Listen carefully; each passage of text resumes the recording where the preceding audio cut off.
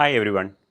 Today let's look into 5 major financial mistakes that you should avoid in your late 20s or early 30s. Here are they. So let's look into what are these five biggest financial mistakes. So the first one is nothing but neglecting the idea of budgeting. So you would see this as a very simple thing, but this is very powerful. You would have seen like many companies, big companies, all these companies keep bookkeeping. The idea of bookkeeping is to have proper accounting of each penny. So as a person also it's very important to keep your budgets and keep your personal accounting books very clear. It might vary, like if you're in a good income bracket you might not need to count all the hundreds or tens, but you would have to still count all the thousands. I mean, some kind of tracking or budgeting is important for every person. Now the second point is overuse of credit card. So these days, everybody has one or two or three or even more credit cards. So if you overuse this credit card to an extent that to use like a credit line, it might not be a very good idea.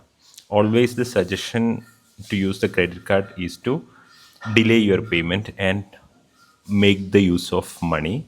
Also use credit card as just like an emergency fund when you are in need of purchasing something, when you don't want to redeem your investments. Credit card would be a good use.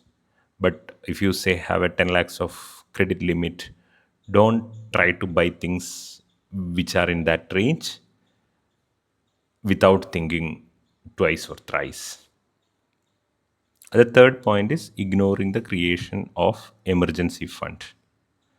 So we already know the concept of emergency fund.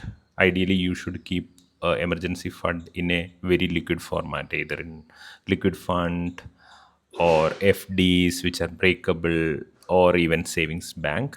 And it's ideal to have 6 to 12 months of emergency fund. I mean, 6 to 12 months of expenses as emergency fund, and this actually gives you a very good cushion to take risk with respect to investment, risk with respect to your business, everything. So emergency fund concept is very important. The fourth point is failing to understand the power of compounding.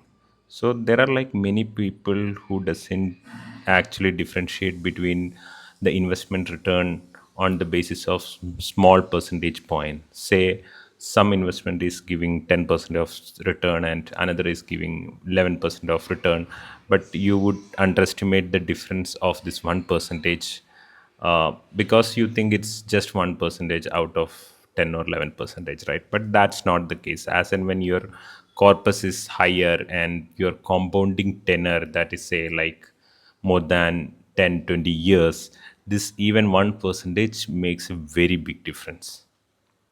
Now the fifth and last point is the underestimating the need of insurance. So insurance is a very important tool, and this is a very important tool actually to mitigate risk, right? And this also acts like an emergency fund, and it actually gives the cushion of when there are unfortunate incidents are happening, you are least affected on the side of finance. So having a good health plan and having a good life insurance is very important with respect to financial discipline. Thank you.